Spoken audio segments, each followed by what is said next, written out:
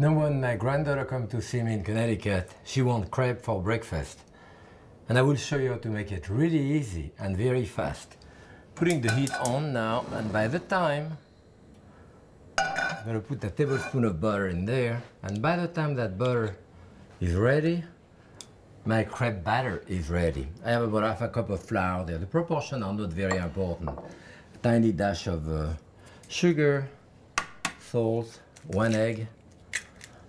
I'm putting a dash of milk in it, and then I mix it. You don't want to put too much milk to start with. I'll show you what, because you want the mixture to be thick.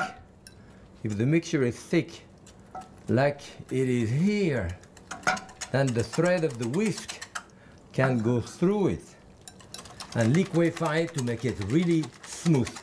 What I mean is that if you put all the liquid in it, you mix it, you have nice little dumpling all over the place.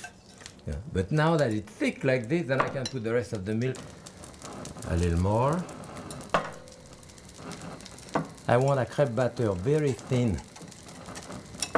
If you have a crepe batter which is thin, you do very crepe, which we call crepe dentelle, which I'll show you what the crepe dentelle are. Now this is melted.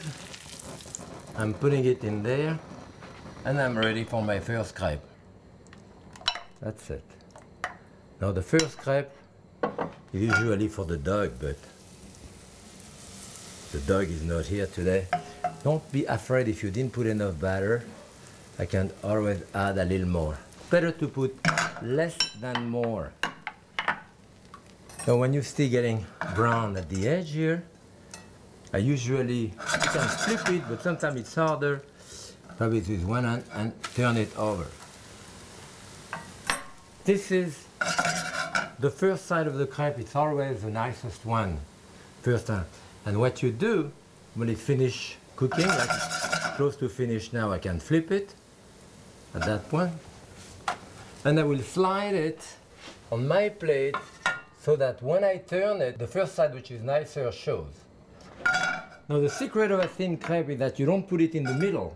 You don't put your batter in the middle, you put it on one side and spread very fast all around. You see? I didn't even put enough, but doesn't really matter. I add more. Again, and you don't have to put any butter in between, although Julia would have wanted me to put butter in between. She did. Now it's nice and brown. You see, I have one crepe. When my granddaughter is there, she's sitting on the other side of the counter. My daughter did the same thing when she was small. We have a jar of jam. She take apricot jam and even chocolate. She grated with one of those grater. You see, let's say I put too much in it. That's the opposite of what I did before. Then put it back in your pan right away. Of course, what happened here, you're going to have a lip. Doesn't really matter. You can always cut the lip and remove it. You know, this way, it's better, as I said, to put less than more. And this is not a crepe pan, it's just a non-stick pan, 9 inches, whatever. Crepe pan often are very small, and I don't see the point. Sometimes I do it even on a bigger pan. So I give 1 or 2 per person. So again, as you see, the nice side will be here when I fold it. And that's all there is to make crepe. And now I will show you how to make crepe Suzette. Originally, the crepe Suzette were done at the table of the customer with lump of sugar that were rubbed into the skin of the orange. They become all orange because of the skin, the essential oil, and they were crushed in the pan with sugar and eventually butter and mixed with Grand Marnier and cognac. We do it easier nowadays.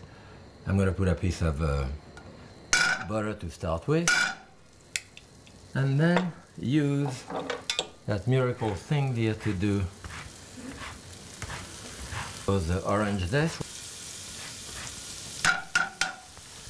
Going a bit too fast there, and then now I'm going to put the juice. Now let's see, I put sugar in there because we want to do a caramel eventually.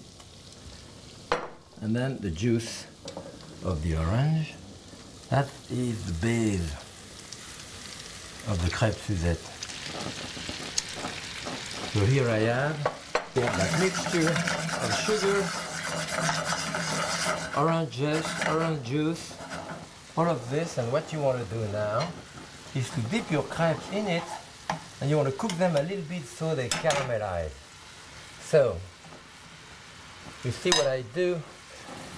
I dip them on the side, then fold them in two and in two again. I'm going to dip it this way and then down and in fours.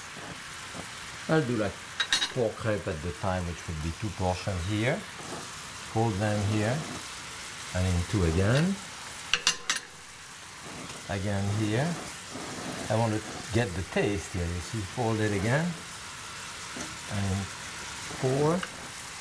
And now I should have my 4 crepes in one layer here, and now they will caramelize. They should be pretty close now. I can fold it, yeah.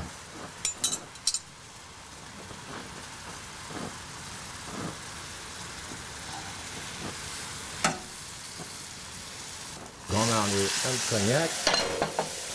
Move this a little bit.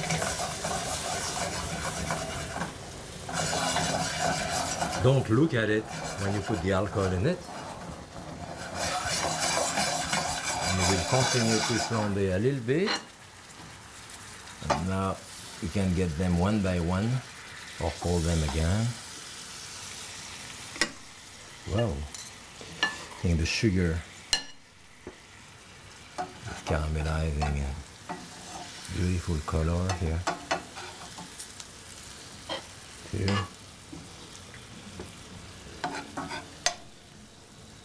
3.